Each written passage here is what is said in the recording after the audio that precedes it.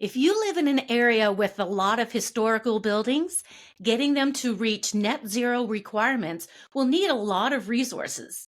As a center of excellence, Building to Zero Exchange works with industry, government, and others to grow a number of net zero buildings in Nova Scotia. Coming up is Taylor Owen to talk about her organization's mission to get buildings to net zero.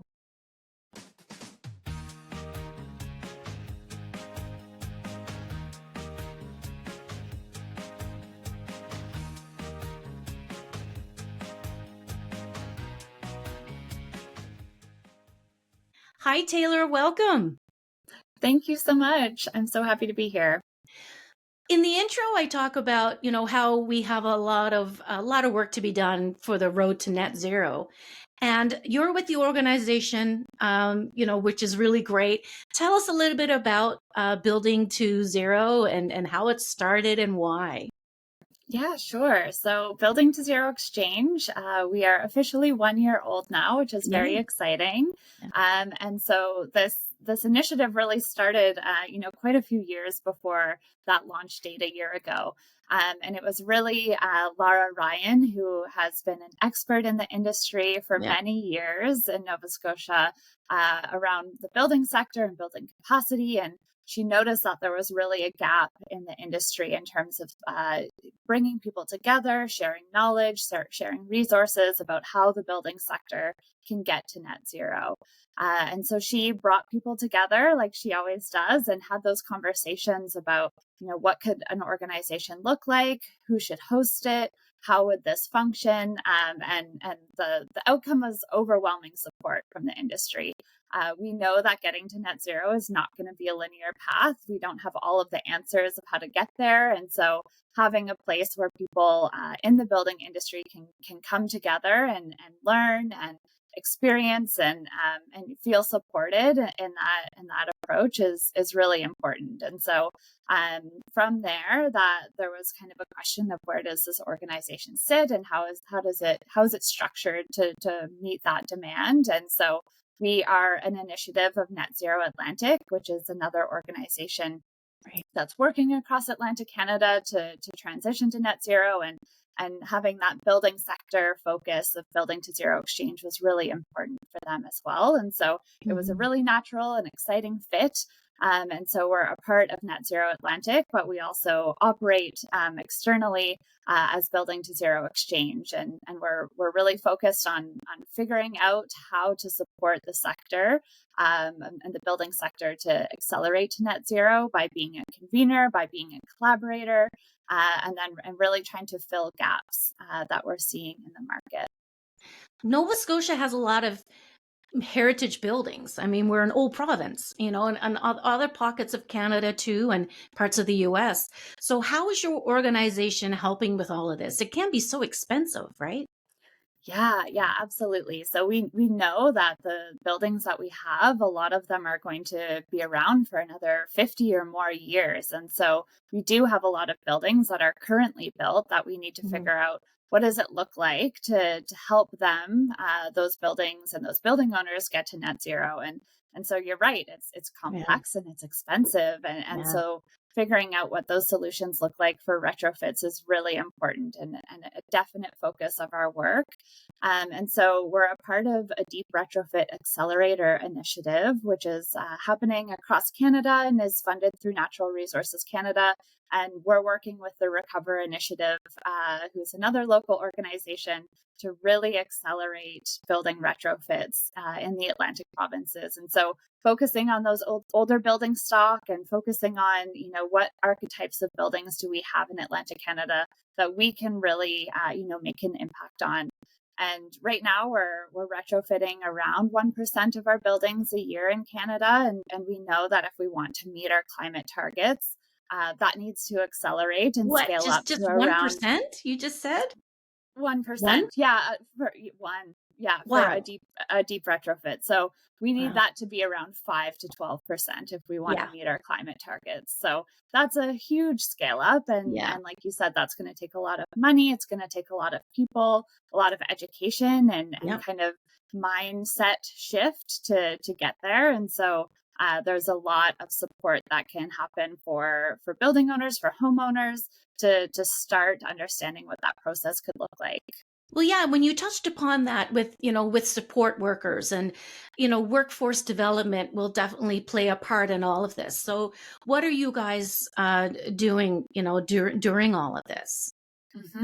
Yeah. So, if you're in Halifax or really anywhere in Atlantic Canada, Hmm. we're seeing cranes everywhere. We're seeing Yeah. a big boom, and we have such a need for housing. And so, we're really noticing that even if we're just thinking about the housing needs that we have, we need a lot of people to start building those houses and to really meet that demand. And then if we think on top of that, okay, now we also need to retrofit all of our buildings that are already existing that need to be more energy efficient and reduce that energy demand. That's a whole other Yeah. workforce that's also needed. And Well, it's so it's a specialized type of work, I would imagine.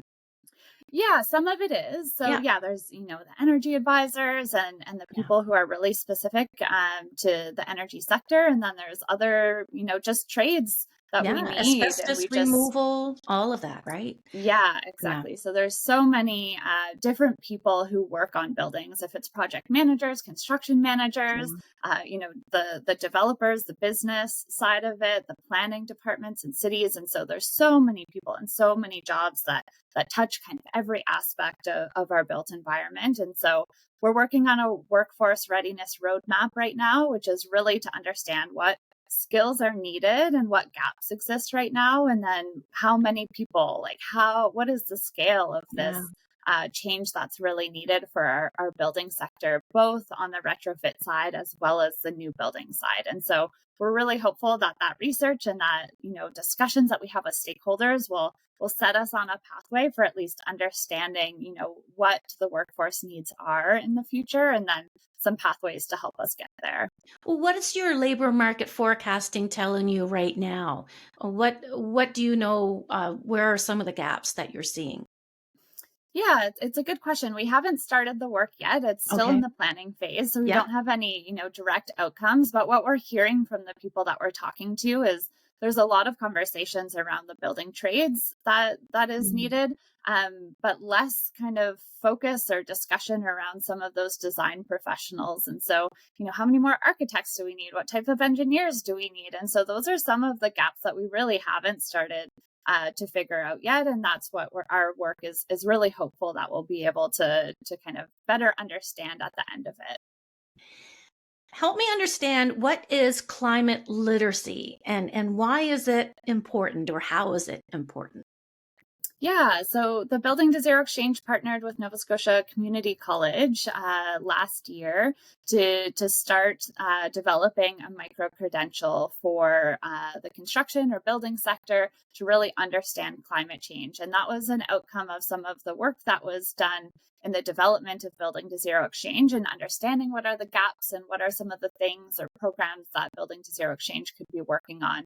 And climate Mhm. literacy came across, from so many conversations of the why are we doing this? And so if we think of how our building sector needs to change, we know that the way we're building, the way you build a wall is going to have to change Hmm. over time and become more efficient. And so that change can sometimes be, scary. It's a little Right. hard. It's Yeah. just it's something new. And so Yeah. if people are able to understand the why of we're doing this, Yes. what is the reasoning Exactly. in terms of the climate goals that are there, that we're hopeful that that will create a better way of moving forward. And so there's both the why in terms of how do we reduce the impact from buildings, but also the why of the impacts from climate change. And so if we think of Yeah. how do we make our buildings more resilient, how do we make sure that we're building smart, and buildings that are going up now are able to withstand future climate impacts as well. And so that Yeah. climate literacy of what is climate change, what impacts is it, what's it going to look like in Nova Right. Scotia or And our Atlantic storms, provinces. the weather is getting Yeah, more severe. Yeah. Yeah, and then how does that impact the way that Right. we're building our buildings? So that program is offered as a micro credential through Nova Scotia Community College, and then we're going to be taking that program and adapting it to different audiences within the building sector. So really excited to Awesome. get that information to a broader audience. Exactly. Your how tell me how was your organization? How's it is it a cousin of LEED? How is yours different? I mean, there's LEED certification, we know all the levels. Yeah. Any similarities there? Yeah, so we're not a specific organization that would certify a building. And so there's lots of different programs. You mentioned LEED, there's, the zero carbon standard. There's a lot of different tools that builders are using to kind of help them understand their pathway to get to higher efficiency. And so Mm, we're really supportive of all of those tools and seeing those used as we're building new buildings, but we aren't picking one way of doing it. And so we're not a certifying organization, but we do want to see more people aim for those higher targets yeah. and ultimately get to net zero. And so if they're able to build a net zero ready building and then have plans to add renewables later, like that's really what we're aiming for. It's really exciting to see some of those leaders that are going above and beyond and not building what our building code is asking for. They're building a really high performance, Yeah. low energy need building. That's And great. It's then very also some are collaborative. thinking of Yeah. yeah, and some are thinking about embodied carbon too, which is the carbon that's going into the building Right. materials that We're- building is using. So Yeah, like the uh, concrete, everything. Yeah. yeah, it all has an impact. So not just thinking about the operational carbon, but also thinking about how to reduce that embodied carbon when Yeah. constructing a building. That's really interesting. What are some of the net zero exchanges successes so far? What have you seen? Yeah, so this last year has definitely been about building our foundation. And so we Mhm. had staff hired about 6 months ago, including myself as director. And we have three project managers working with us right now. And so, building that foundation and then seeing the collaboration that's coming from our members has been really exciting. And so every time I step into a meeting or, an engagement session, everyone is just so excited and thankful that these conversations are happening, that Yeah. there's someone who's bringing the sector together, someone who's there to answer questions when they're maybe trying to do something new that they've never done before, and we're able to help connect them with someone who has maybe tried it before or has some information that they can share. That's been really exciting to see, and even just like our networking sessions and seeing that enthusiasm across the industry and so many different people coming together to want to strive to that goal of net zero and wanting to be involved in that change has been really exciting. And we've also started working on some training programs. So that's really been our first focus and what we heard from our engagement sessions early on. That the new codes that are coming in really require people to understand what different energy requirements are going to look like over the next few years. And so we're working first with building officials to help them understand what these new codes are going to mean and how it's going to impact their jobs and how it's going to translate into higher performance buildings. So that's been really exciting Yeah. to bring people, subject matter experts together and help develop something that's going to be really useful for the industry. What I know that you have the foundation built, you have a year behind you. What does the next year or so look like for the organization? I know you're probably training is a big Yep. part of it, right? Yeah. So there is definitely more training that's coming. So, like I just mentioned, we're starting with building officials, but we know that everyone is going to need new information about what our building codes are going to look like, and so understanding how we might want to adapt some of that training that we have to different audiences is going to be really important. Our climate literacy course. And then also a lot of communications and outreach. So we've been running action accelerators, is what we're calling them. And that's when we're getting a diverse group of people in a room. We're picking a problem or one of those sticky kind of challenges that people are struggling with, and figuring out, okay, we understand this issue. What are some of the actions that are clear and concrete that can come out of this? And how do we mobilize around that so that we can move really quickly towards action? So we're trying to stay away from, the engagement sessions that we talk for a while and then everyone goes back and does their same old thing, and really move to how do we collectively work on this challenge together. So there will be many more of those opportunities to engage with us over the next year. And really exciting to see those things come together.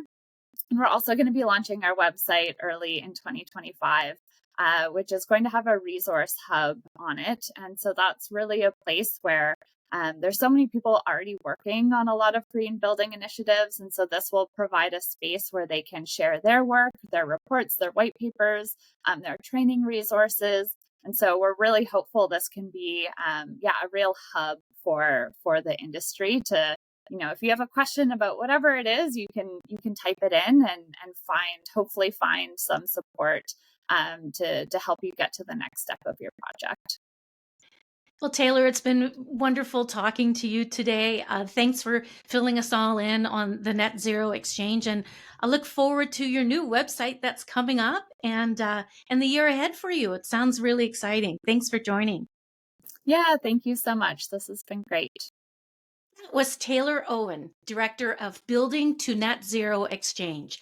Thanks for listening. While you're here, check out our other podcasts on our website at reimaginedenergy.com or our YouTube channel.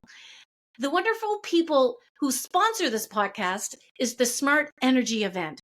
It's an event that's annually held in Halifax and in Vancouver. I'm your host, Maria McGowan. Bye for now.